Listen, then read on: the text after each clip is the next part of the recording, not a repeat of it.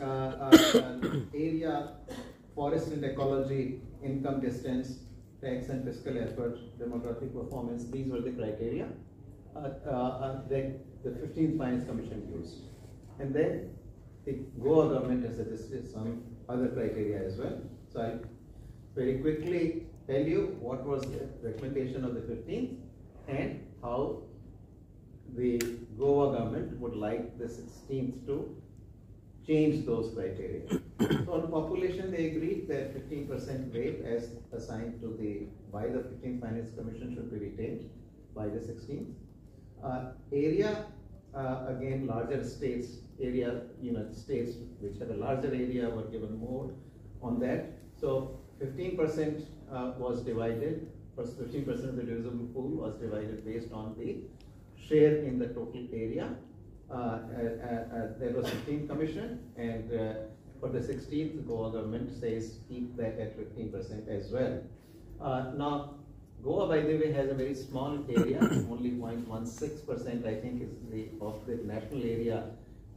So what the past commissions have done is for the smaller states, so there are 12 of those states whose area is less than 2%, was set at 2%. And then correspondingly, the shares were reduced of the remaining states. So on area, that is where it stands. Forest and ecology, that was 10% in the 15th, and Goa also says 10%. Income distance, now the way income distance works is the following. The objective of the income distance criterion is to promote equity. Because the poorer states are less able to raise their own revenues, and constitutionally there has been general agreement in India that every citizens in every state should have access to relatively similar levels of services provided by these governments, and so poorer states which are less able to raise their own revenues are given some extra hint. So income distance basically says that the poorer the state, the larger the devolution based on that criteria. Now on income distance criterion, 15th Finance Commission had divided 45% of the divisible pool. It's quite substantial. Goa, which is a richer state, and so that goes against Goa, so that Goa has said reduce that to 30%. Goa has also introduced a new criterion suggested, which is called the Sustainable Development Goals. And on Sustainable Development Goals, which the 15th and no past commission has used, 12.5% of the divisible pool, according to Goa, should go based on the achievements on the Sustainable Development Goals. There was tax and fiscal effort, which had a weight of 2.5%, 2.5%. Goa says raise that to 5%. And finally, demographic performance, again, no change. 12.5% was the 15th, and Goa's recommendation is also to keep that at 12.5%. So net, what Goa is suggesting is reduce the income distance weight from 45 to 30%. So that is a 15% change, of which Goa has given 12.5% to SDGs, Sustainable Development Goals, and another remaining 2.5% to tax and fiscal effort. That is the main difference that the government of Goa has suggested. According to the calculations that the state government has provided, this will raise Goa's share from 0.386% of the overall divisible pool under the 15th commission to 1.76% of the divisible pool under the 16th Finance Commission. That's practically more than four-fold increase in the share of Goa. Finally, I just mentioned there was a lot of discussion on local bodies as well as the disaster relief issues also. But and last thing that they discussed was a number of projects on the basis of which the state government has asked for a state-specific grant, and that total sum of those projects, they propose expenditures on those projects. There are about 13 different projects in different areas: tourism, education, health, information technology, climate change, waste management, etc. Total 32,706.45 crore rupees. That is the ask of the Goa government for a separate state-specific grant. So that is the summary of what the proceedings were. We'll take 3 or 4 questions. Thank you very much, Honorable Chairman. As has been briefed, kindly keep your questions specific ask of the Honorable Commission and related to the Commission's work. Any other questions will force us to disallow the questions. You may kindly raise your hand if you want to raise it. Yes, Rupesh. Yes, sir, I'm Rupesh from PTI. Please stand. I'm Rupesh from Press Trust of India. As far as population is concerned, our floating population is 6 or 7 times more than the actual local population. So was this also a criteria considered while accepting demands of the state government? Also, we require more infrastructure because we are a tourism state.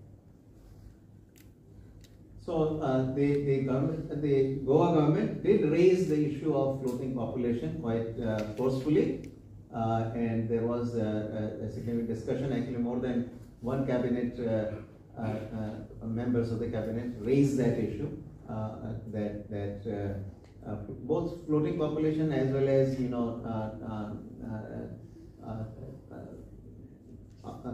non-Goans coming to settle into Goa as well, which obviously has implications for systems of sewage and water availability, etc. So yes, these were brought up by the state government. So myself, Rupesh Rathod from Prudent Media. I would like to ask one question. That just now you said that Goa government asked Prudent Media. It's a news channel. Okay. Just now you told that 32,000 has been asked by the Goa government for the project. But we have seen that many states are asking money for a project, but they are using it for social welfare scheme for freebies. So how Commission looking at this? No, you should understand this, that if the money is given for a project, then that money has to be used for the project. That cannot be used for freebies. Freebies comes from the general budget, to which of course funds can come from the state's own tax revenues, but they can also come out of the devolution that the Finance Commission makes. So that is how it is done. It is in the end, in a democratic society, the elected government makes those decisions. Those decisions are not made by the Finance Commission. Finance Commission can raise that issue in the interest of the overall macroeconomic stability. That in the end, if these unproductive expenditures multiply, what impact that might have on the general efficiency of the use of the funds as well as on the overall macroeconomic stability. So the Commission can say something at a more general level, but it cannot control the. Obviously, it should not control the how the state governments choose to spend their money. In the end, you all, as citizens, have to take that particular stand when you vote a government in, right? If the citizens vote the governments based on getting freebies, then they are asking for freebies. This is what the citizens want. So ultimately, it will have to be the citizens who have to decide whether they want better amenities, better roads, better sewage, better water, access to water, or they want these cash transfers that freebies are dispensing. So really from the Navin Times. So considering the environmental issues of Goa, whether state government has proposed any demands related to protecting this environmental issues? So there was some discussion, and in particular, I think Tourism Minister perhaps raised the issue of the coastal line. That there is a lot of erosion of the coastline and the government of Goa. So this was again in the context of asking for funds or taking into consideration that particular issue that Goa has 104 kilometers long coastline, and due to climate change factors, there has been some ongoing erosion of the coastline, and preservation of that requires more funds. We will take last two questions now. Sir, I'm Kelsey from Goa Report. What are the key factors that the Finance Commission looks whenever government puts up a proposal in particular, whatever viewpoints in particular? So, you know, what the commissions in the past have considered, you can read in their reports. As far as we are concerned, 16, we are still at the midpoint of our deliberations. Right now we are mostly doing the consultation, receiving advice, and of that very important, perhaps the most important component has been the visits to the states. So we've listened to the 15 states, we have to listen to 13 more, after which we'll come to some decision on how we want to proceed. Actually, I represent a newspaper called the Goa News.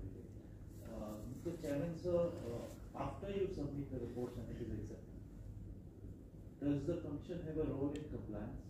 No.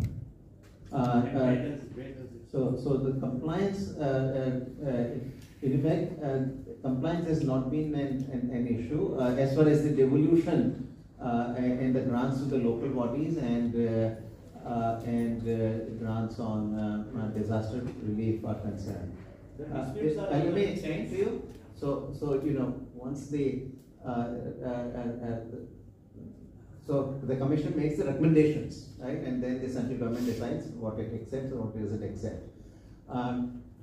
Then there is this CAG who does the verification that the shares of the states were awarded by the central government in the manner in which the commission had recommended. So you will see what happens is, you know, sometimes there is a confusion that gets created for the following reason. Where in any given year, initially, you estimate what the tax revenues will be. Based on that, whatever share was recommended is awarded. Later on, it turns out at the end of the year that the tax revenue collection was different. It could have been more or it could have been less.